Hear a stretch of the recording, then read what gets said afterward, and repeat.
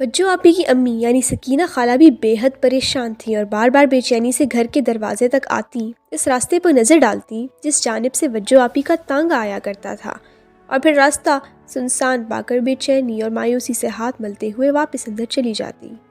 بارش کے ساتھ ساتھ سردی کی شدت بھی بڑھتی جا رہی تھی اور دھیرے دھیرے محلے کا کمپاؤنڈ خالی ہوتا گیا، اور دوپہر 3 بجے تک میرے اور فضلو بابا کے علاوہ باقی سب لوگ اپنے اپنے گھروں کو جا چکے تھے۔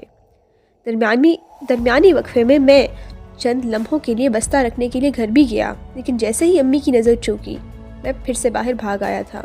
امی مجھے آوازیں دیتی رہ گئیں، پر وہ بھی جانتی تھی کہ بارش کے موسم میں گھر میں ٹک کر میں نہیں بیٹھ سکتا تھا، اور پھر اس دن تو بات ہی کچھ ایسی تھی کہ میرا گھر میں رہنا ناممکن تھا۔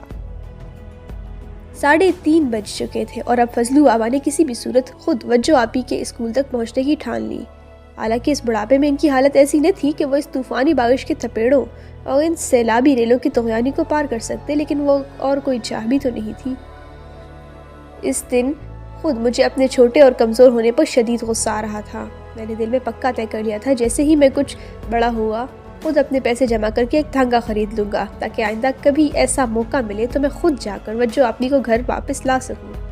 اس دن فضلو بابا کے ساتھ کھڑے بارش میں بھیگتے ہوئے خیالوں میں جانے کتنی دیر میں وجو آپی کو اپنے تانگے پر بٹھائے سڑکوں پر گھومتا رہا تھا۔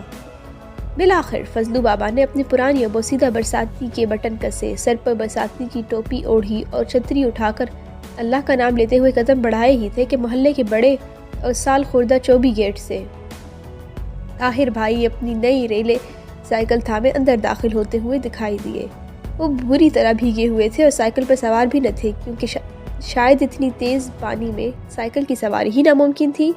طاہر بھائی ہمارے محلے کے ہونہار نوجوان تھے اور ابھی حال ہی میں انہوں نے 12ویں کا امتحان نہایت اچھے نمبروں سے پاس کیا تھا۔ ان کے ابو بھی میرے ابا کے ساتھ سرکاری ملازم تھے اور ان کی شدید خواہش تھی کہ ان کا بیٹا ڈاکٹری پڑھ کر شہر کا نامور ڈاکٹر کہلائے۔ یہ نئی سائیکل بھی طاہر بھائی کے ابا نے ان کی 12ویں جماعت کے نتیجے کی خوشی میں انہی کے ہلوائی تھی۔ فضلو بابا کو یوں برستی بارش میں محلے سے باہر جاتے دیکھ کر انہوں نے وجہ پوچھی تو جواب میں فضلو بابا نے صبح سے لے کر اب تک کی تمام رام کہانی سنا دی کہ وجو آپی ابھی تک اسکول سے واپس نہیں آئی اور سارا گھر ان کی وجہ سے کس قدر پریشان ہے۔ طاہر بھائی نے ایک نظر سڑک پر بہتے پانی کے پپرے ہوئے ریلے پر اور دوسری نظر اب بھی چھاجو برستے آسمان پر ڈالتے ہوئے پوچھا، لیکن آپ اتنی دور کیسے جائیں گے؟ بڑے اسکول تک تو سارا راستہ پانی سے گھرا ہوا ہے۔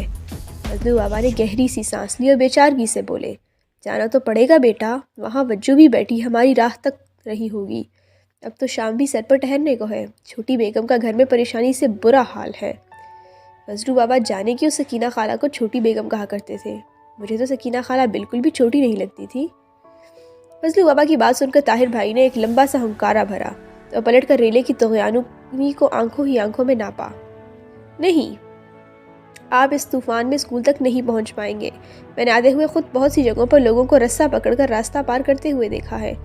آپ یہی رکیں، وجو کو میں اسکول سے جا کر لے آؤں گا، آپ بس ذرا میرے گھر میں اطلاع کروا دیجئے، امی میری راہ دیکھ رہی ہوں گی۔ فضلو بابا نے فوراً طاہر بھائی کا ہاتھ اٹھا کر ڈھیروں دعائیں دے ڈالی۔ طاہر بھائی وہیں سے الٹے پاؤں وجو آپی کو لینے کے لیے پلٹ گئے۔ میں جلدی سے بھاگ کر طاہر بھائی کے گھر میں اطلاع دے کر پلٹ آیا۔ اب میں اور فضلو بابا پلکیں جھپکائے بنا اسکول کی طرف سے آنے والی سڑک کو یوں گھور رہے تھے جیسے کچھ ہی دیر میں وہاں سے قارون کا کوئی خزانہ نکلنے والا ہو۔ گھنٹہ بھر یوں ہی بیت گیا اور پھر وہ آخرکار دور سے اپنی سائیکل تھامے خرامہ آتے ہوئے نظر آئے۔ وجو آپی ان کے پیچھے سر جھکائے کچھ ڈری سہمی سی بھیگی ہوئی چلی آ رہی تھی۔ پتہ یہ چلا کہ جب طاہر بھائی انہیں لینے کے لیے اسکول پہنچے تو اسکول خالی ہو چکا تھا اور صرف اسکول کا بوڑھا چوکیدار وجو آپی کی وجہ سے وہاں رکا ہوا تھا۔ وجو آپی کا پریشانی اور خوف کے مارے برا حال تھا۔ طاہر بھائی کو آتا دیکھ کر ان کی جان میں جان تو آئی، اور ان کے ساتھ اکیلے چل پڑنے میں بھی ان کی حیا آڑے آ رہی تھی۔ وہ طاہر بھائی سے اچھی طرح واقف تھی کہ ان کی شرافت اور لیاقت کے قصے تو سارے محلے میں زبان زد عام تھے، لیکن پھر بھی وہ ان کے لیے تو اجنبی ہی تھے۔ لیکن اس وقت ان دونوں کے پاس اور کوئی چارہ بھی تو نہیں تھا۔ پہلے تو طاہر بھائی اور وجو آپی بہت دیر تک اسکول کے گیٹ پر کسی تانگے یا سائیکل رکشے کا انتظار کرتے رہے تاکہ وجو آپی کو اس پر سوار کروا کر بھائی خود اپنی سائیکل پر ان کے ساتھ ہی پیچھے چل پڑے۔ لیکن جب آدھا گھنٹہ گزرنے کے باوجود دور دور تک کسی سواری کا نام و نشان تک دکھائی نہ دیا تو مجبوراً ان دونوں کو پیدل ہی گھر کی طرف روانہ ہونا پڑا۔ سائیکل پر سوار ہی کا تو یوں بھی کوئی سوال ہی پیدا نہیں ہوتا تھا کیونکہ اول تو آج تک وجو آپی کبھی سائیکل پر سوار ہی نہیں ہوئی تھی۔ فیاض چچا کے پاس سرخ رنگ کی اٹلی کی بنی ہوئی ایک ویسپا اسکوٹر تھی، جس پر کبھی کبھی وہ شام کو وجو آپی کو سیر کے لیے لے کر نکلتے تھے۔ اس وقت اگر میں کبھی کہیں بھی محلے میں انہیں دکھائی دیتا تو وہ مجھے بھی اسکوٹر کے اگلے حصے میں، جہاں سامان رکھنے کے لیے ایک ٹوکری سی بنی ہوتی ہے، وہاں کھڑا کر لیتے تھے اور محلے کے گیٹ پر اتارتے ہوئے آگے بڑھ جاتے تھے، کیونکہ مجھے گیٹ سے باہر جانے کی اجازت نہیں تھی۔ لیکن وجو آپی کے ساتھ کی ہوئی اسکوٹر یہ چند لمحوں کی سواری بھی ہفتوں مجھے سرشار رکھتی تھی۔ طاہر بھائی کو امید تھی کہ شاید راستے میں انہیں سواری مل جائے، لیکن اس بگستی شام میں تو کوئی تانگا بھی دور دور تک دکھائی نہیں دے رہا تھا۔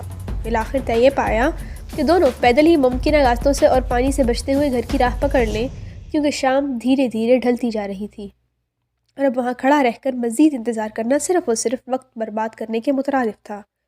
جب وہ دونوں محلے کے گیٹ سے اندر داخل ہوئے تو شام کے 5 بج چکے تھے اور دونوں ہی سر سے پاؤں تک پانی میں شرابور تھے۔ جو آپی کو تو باقاعدہ چھینک کے آنا شروع ہو چکی تھی اور طاہر بھائی کی حالت بھی کچھ زیادہ اچھی نہیں تھی۔ فضلو بابا نے طاہر بھائی سے بہت کہا کہ سکینہ خالہ نے گھر میں ان دونوں کے لیے گرما گرم جو شاندہ تیار کر رکھا ہے وہ پیتے جائیں، لیکن طاہر بھائی مسکرا کر ٹال گئے۔ گھر کے دروازے سے اندر داخل ہوتے ہوئے وجو آپی نے مڑ کر ایک لمحے کو پلکیں اٹھائی اور دھیرے سے طاہر بھائی سے شکریہ کہا۔ جواب میں طاہر بھائی صرف سر ہلا کر ہی رہ گئے تھے۔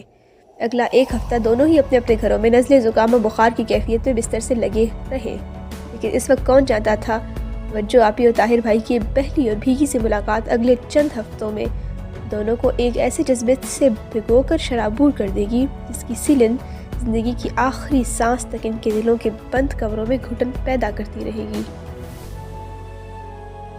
وجو آپی کی امی یعنی سکینہ خالہ بھی بے حد پریشان تھیں اور بار بار بے چینی سے گھر کے دروازے تک آتی، اس راستے پر نظر ڈالتی جس جانب سے وجو آپی کا تانگا آیا کرتا تھا، اور پھر راستہ سنسان پا کر بے چینی اور مایوسی سے ہاتھ ملتے ہوئے واپس اندر چلی جاتی۔